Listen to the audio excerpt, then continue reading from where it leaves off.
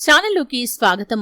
ఈ ఏడాది సెప్టెంబర్ 18వ తేదీన పౌర్ణమి రోజున చంద్రగ్రహణం ఏర్పడుతుంది. పట్టు విడుపు సమయాలు ఏంటి, అలాగే ఈ చంద్రగ్రహణ ప్రభావం అనేది ఏ రాశుల వారికి అనుకూలంగా ఉంటుంది, ముఖ్యంగా 5 రాశుల వారికి గోల్డెన్ టైం అనేది మొదలవుతుంది. గజకేసరి యోగం పట్టబోతుంది. వారి జీవితంలో జరిగేది ఏంటి, ఎటువంటి అదృష్ట ఫలితాలను ఈ గజకేసరి యోగం కారణంగా ఆ రాశుల వారు పొందుకుంటారు, ఆ రాశులు ఏంటి, ఈ పూర్తి అంశాలు అన్నీ కూడా ఈరోజు ఈ వీడియోలో వివరంగా తెలుసుకుందాం. వీడియోలోకి వెళ్లే ముందు మా చిన్న రిక్వెస్ట్ ఏంటంటే, ఇంతకు ముందు కనుక మా ఛానల్ని మీరు సబ్స్క్రైబ్ చేసుకున్నట్లయితే సబ్స్క్రైబ్ చేసుకోండి. అలాగే పక్కనే ఉన్న గంట సింబల్ మీద ఆల్ అప్డేట్స్ ని క్లిక్ చేయండి. అప్పుడే మేము అప్లోడ్ చేసే ప్రతి వీడియోకి మీకు నోటిఫికేషన్ అనేది వస్తుంది. సూర్యగ్రహణం, చంద్రగ్రహణం వంటి సంఘటనలు జ్యోతిష్య శాస్త్రంలో చాలా ముఖ్యమైనవిగా పరిగణిస్తూ ఉంటారు. 2024వ సంవత్సరంలో మొత్తం 2 చంద్రగ్రహణాలు ఉన్నాయి. సంవత్సరంలో మొదటి చంద్రగ్రహణం మార్చి 25వ తేదీ హోలీ రోజున ఏర్పడింది. ఈ చంద్రగ్రహణం భారతదేశంలో కనిపించలేదు కాబట్టి సూతక కాలం కూడా చెల్లలేదు. ఇప్పుడు 2వ చంద్రగ్రహణం, ఈ ఏడాదిలో ఏర్పడే చివరి చంద్రగ్రహణం సెప్టెంబర్ 18వ తేదీన సంభవించబోతుంది. ఇది పాక్షిక చంద్రగ్రహణం. దీని ప్రభావం చాలా ప్రదేశాల్లో కనిపిస్తుంది. అయితే ఈ యొక్క 2వ చంద్రగ్రహణం యొక్క ఖచ్చితమైన తేదీ, గ్రహణ సమయం, సూతక కాలం రాశిచక్ర గుర్తులపై చాలా ప్రభావాన్నైతే చూపిస్తుంది. భూమి సూర్యుడి చుట్టూ తిరుగుతూ ఉంటుంది. చంద్రుడు భూమి చుట్టూ తిరిగే ఉపగ్రహం. సూర్యుడికి చంద్రుడికి మధ్య భూమి వచ్చినప్పుడు ఈ చంద్రగ్రహణం అనేది ఏర్పడుతుంది. భూమి కారణంగా సూర్యుడి కాంతి చంద్రుడిని చేరుకోదు. దీని కారణంగా భూమి నీడ చంద్రుడిపై పడుతుంది. ఈ ఖగోళ దృగ్విషయాన్ని చంద్రగ్రహణం అంటారు. ఈ ఏడాది పాక్షిక చంద్రగ్రహణం ఏర్పడబోతుంది. అయితే హిందూ క్యాలెండర్ ప్రకారం పౌర్ణమి ప్రతీ నెల శుక్లపక్ష చివరి తేదీన వస్తుంది. అయితే ఈ ఖగోళ సంఘటన అంటే ఈ చంద్రగ్రహణం అనేది పౌర్ణమి రోజున అంటే సెప్టెంబర్ 18వ తేదీన ఏర్పడుతుంది. భారతీయ ప్రామాణిక సమయం ప్రకారం ఈ చంద్రగ్రహణం అనేది సెప్టెంబర్ 18వ తేదీ ఉదయం 6:11 ప్రారంభమవుతుంది. అలాగే ఉదయం 10:17 ముగుస్తుంది. అంటే ఈ యొక్క చంద్రగ్రహణం యొక్క మొత్తం సమయం వచ్చేసి 4:06. ఇది సంవత్సరంలో 2వ చంద్రగ్రహణం, అలాగే చివరి చంద్రగ్రహణం కూడా. అయితే ఈ యొక్క గ్రహణం అనేది పాక్షికంగా మాత్రమే ఉంటుంది. అయితే ఈ చంద్రగ్రహణం అనేది ఐరోపా, ఆఫ్రికా, ఉత్తర అమెరికా, దక్షిణ అమెరికా, పసిఫిక్, అట్లాంటిక్, హిందూ మహాసముద్రం, ఆర్కిటిక్, అంటార్కిటికాలోని పరిమిత ప్రాంతాల్లో కనిపిస్తుంది. కానీ భారతదేశంలో మాత్రం కనిపించదు. అయితే ఏ ప్రాంతాల్లో అయితే ఈ యొక్క గ్రహణం ఉంటుందో ఆ ప్రాంతాల్లోని వారు మాత్రం సూతక కాలాన్ని పాటించాలి, అలాగే గ్రహణ నియమాలు కూడా పాటించాలి. అయితే ఈ చంద్రగ్రహణ ప్రభావం అనేది ముంబైతో సహా దేశంలోని పశ్చిమ నగరాల్లో కూడా కనిపిస్తుంది. అయితే దీని అవకాశాలు కూడా చాలా తక్కువ. ఎందుకంటే చంద్రగ్రహణం ప్రారంభమయ్యే సమయానికి భారతదేశం అంతటా కూడా చంద్రాస్తమయం అప్పటికే సంభవించి ఉంటుంది. కాబట్టి భారతదేశంలో ఈ చంద్రగ్రహణం అనేది కనిపించదు. గ్రహణం ప్రారంభం కావటానికి 9 గంటల ముందు సూతక కాలం అనేది ప్రారంభమవుతుంది. ఈ కాలంలో మతపరమైన కార్యకలాపాలు నిషేధిస్తారు. సూతక కాలం నుండి గ్రహణం ముగిసే వరకు కూడా గర్భిణీ స్త్రీలు జాగ్రత్తగా ఉండాలి. అయితే భారతదేశంలో కనిపించదు కాబట్టి మీకు సూతక కాలం కూడా చెల్లదు.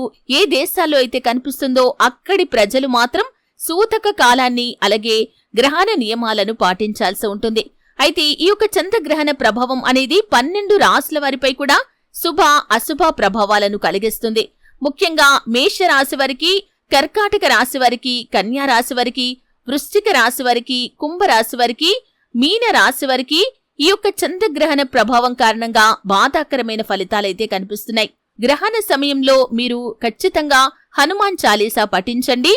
గ్రహణం ముగిసిన తర్వాత మీకు తోచినంతగా అవసరాల్లో ఉన్నవారికి దాన ధర్మాలు చేయండి. ముఖ్యంగా తెలుపు రంగు వస్తువులు కానీ, ఆహార పదార్థాలు కానీ దానం చేయటం వల్ల మీకు ఏవైతే ప్రతికూల అంశాలు ఉన్నాయో అవన్నీ కూడా అనుకూలంగా మారుతాయి. గ్రహణం ముగిసిన తర్వాత ఖచ్చితంగా మీరు ఇల్లంతా శుభ్రపరుచుకుని మీరు తలస్నానం చేసి దీపారాధన చేసుకోండి. ఒకవేళ ఉదయం సమయంలో వీలు కానివారు సాయంత్రం సమయంలో కూడా ఈ విధంగా దీపారాధన చేసుకోవచ్చు. అయితే ఈ చంద్రగ్రహణ కారణంగా 5 రాశుల వారికి మాత్రం శుభ ఫలితాలు కనిపిస్తున్నాయి. గోల్డెన్ టైం మొదలవుతుంది. గజకేసరి యోగం వారికి పట్టబోతుంది. ఆ 5 రాశుల వారు ఎవరు అంటే కనుక వృషభ రాశి, సింహరాశి, ధనుస్సు రాశి, మకర రాశి, అలాగే మిథున రాశి, ఈ 5 రాశుల వారికి ఈ గ్రహణ ప్రభావం అనేది అనుకూలమైన ఫలితాలను ఇస్తుంది. ఖచ్చితంగా గజకేసరి యోగం కారణంగా వీరు జీవితంలో అత్యద్భుతమైన ఫలితాలనైతే ఈ సమయంలో పొందుకోబోతున్నారు. వారు పట్టిందల్లా బంగారమే అన్నట్లుగా జీవితం మారుతుంది. ఆర్థికపరమైన అంశాల విషయంలో మునుపెన్నడూ లేనటువంటి శుభ ఫలితాలనైతే వారు చూస్తారు. అయితే ఇంతకు ముందు ఆదాయ మార్గాల కోసం అన్వేషిస్తున్నవారు, అంటే ఒక ఆదాయ మార్గం ద్వారా కావచ్చు, 2 ఆదాయ మార్గాల ద్వారా కావచ్చు, మీరు ఇప్పుడు డబ్బును సంపాదిస్తున్నారు. ఇంకొక ఆదాయ మార్గం కోసం ప్రయత్నం చేస్తున్న వారికి ఈ సమయంలో ఆదాయ మార్గం పెరుగుతుంది. అలాగే కుటుంబ సభ్యుల వల్ల కూడా మీకు ఆదాయ మార్గం పెరిగే అవకాశాలైతే కనిపిస్తున్నాయి. అలాగే ముఖ్యంగా ఈ రాశుల వారి యొక్క జీవితంలో మీరు శుభ ఫలితాలైతే పొందుకుంటారు. ఉద్యోగార్థులు ఉద్యోగం పొందుకునే అవకాశాలు కనిపిస్తున్నాయి.